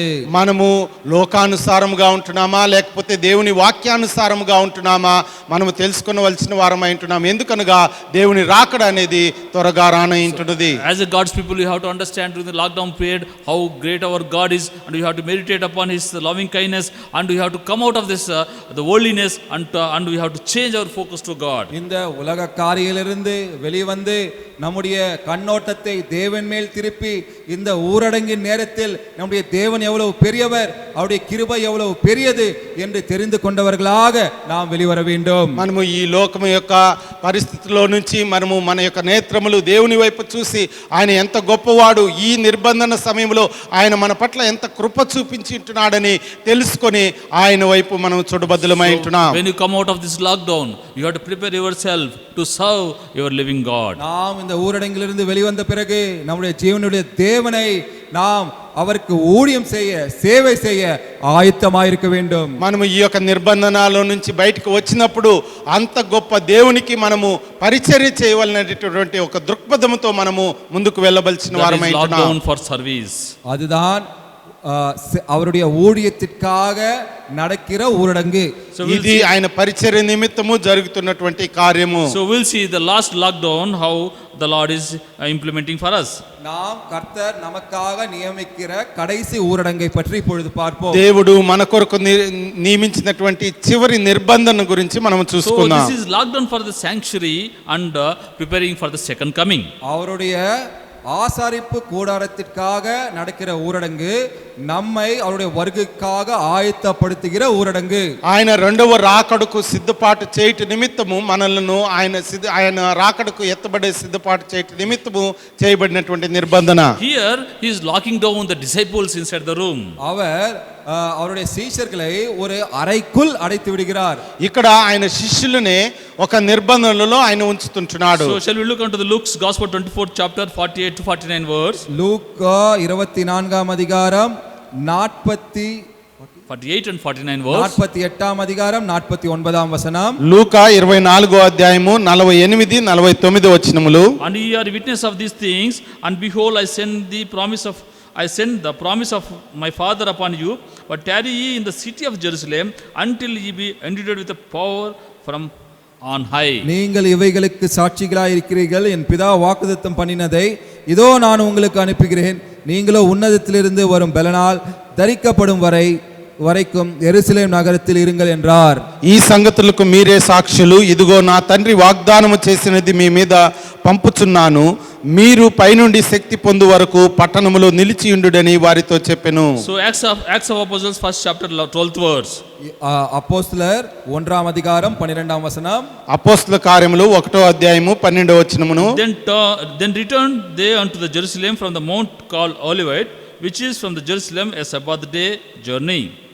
அப்பொழுது அவர்கள் எருசலேமுக்கு சமீபமாய் ஒரு ஓய்வு நாள் பிரயாண தூரத்தில் இருக்கிற ஒலிவமலை எண்ணப்பட்ட மலையிலிருந்து எருசலேமுக்கு திரும்பி போனார்கள். అప్పుడు వారు ఒలీవల మనబడిన కొండ నుండి యెరూషలేమునకు తిరిగి వెళ్ళిరి. ఆ కొండ యెరూషలేముకు విశ్రాంతి దినమున నడువదగిన. So the disciples, they came after Mount Olive, they locked themselves into the room.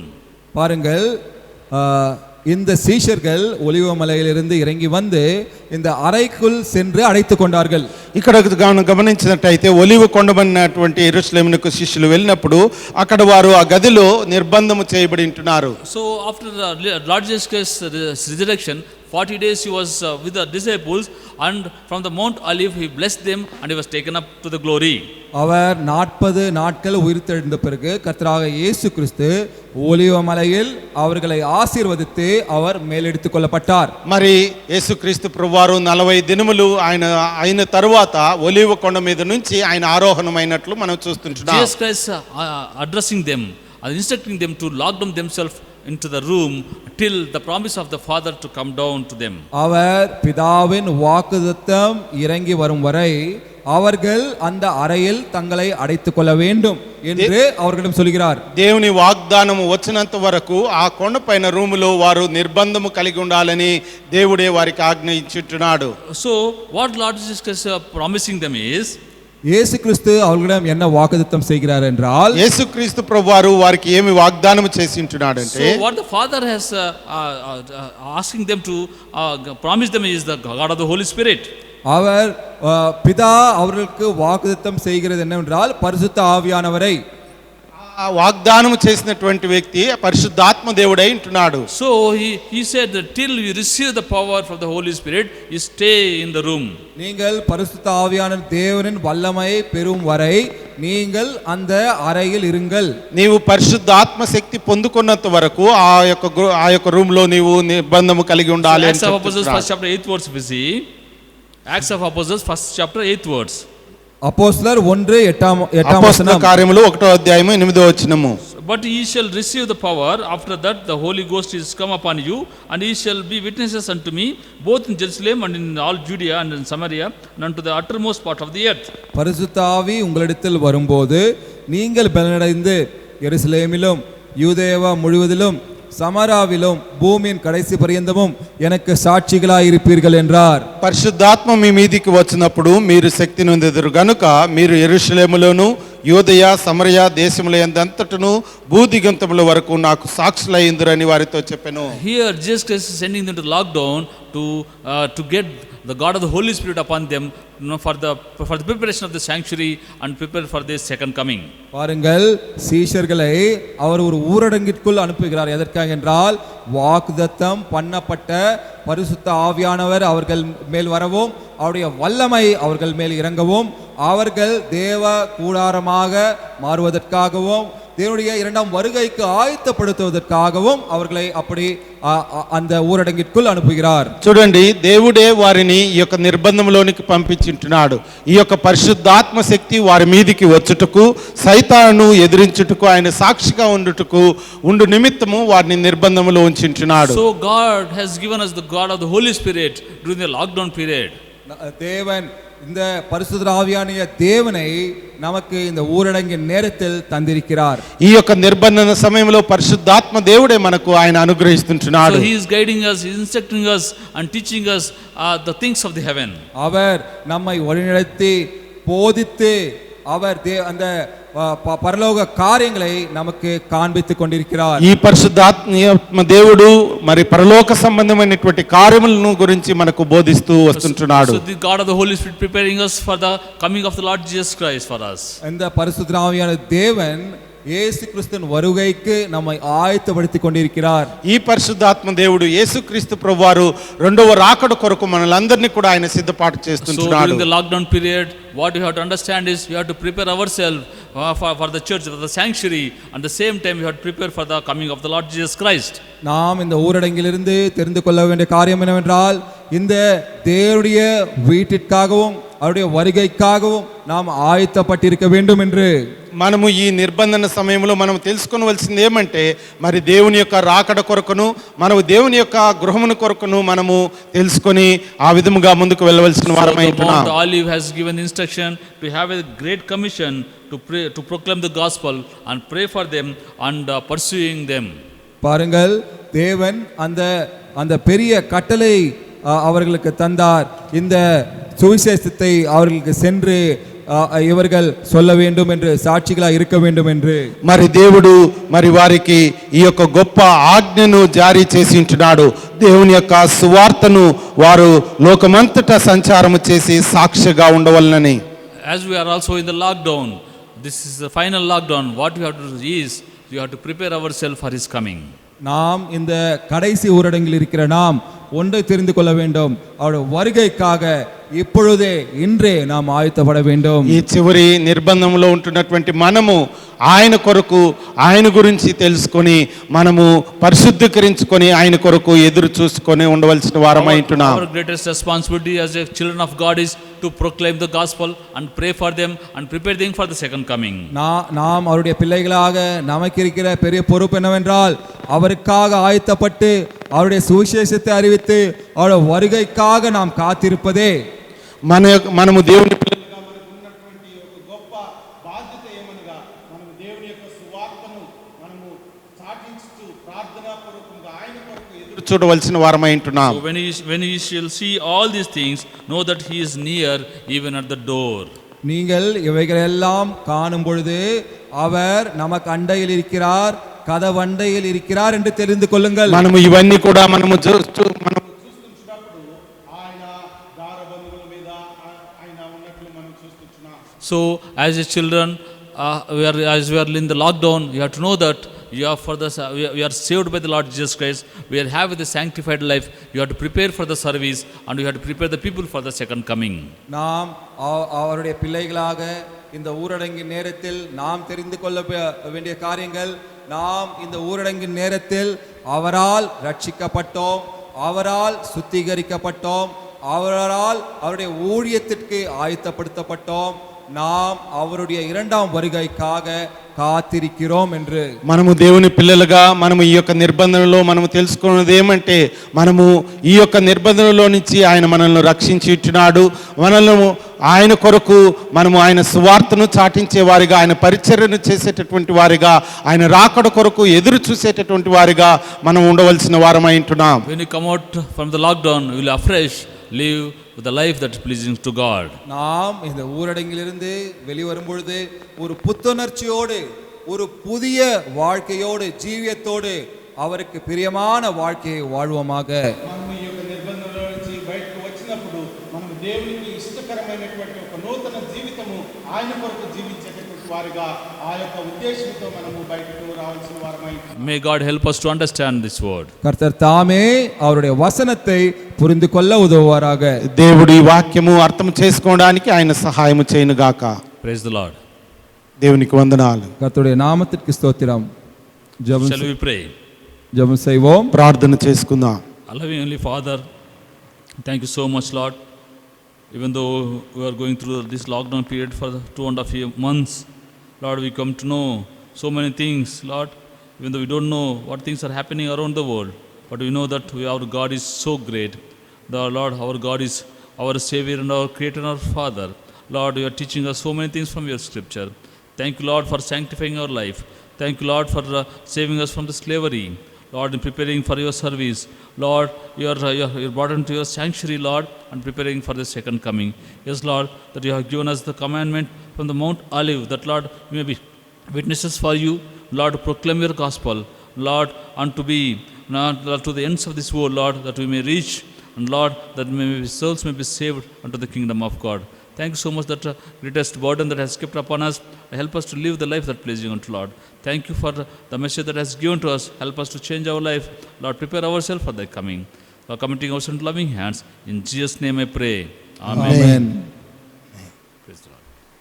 The grace of the Lord Jesus Christ, the love of the God, and the coming of the Holy Spirit be with you all and for now and forevermore. Amen. Amen.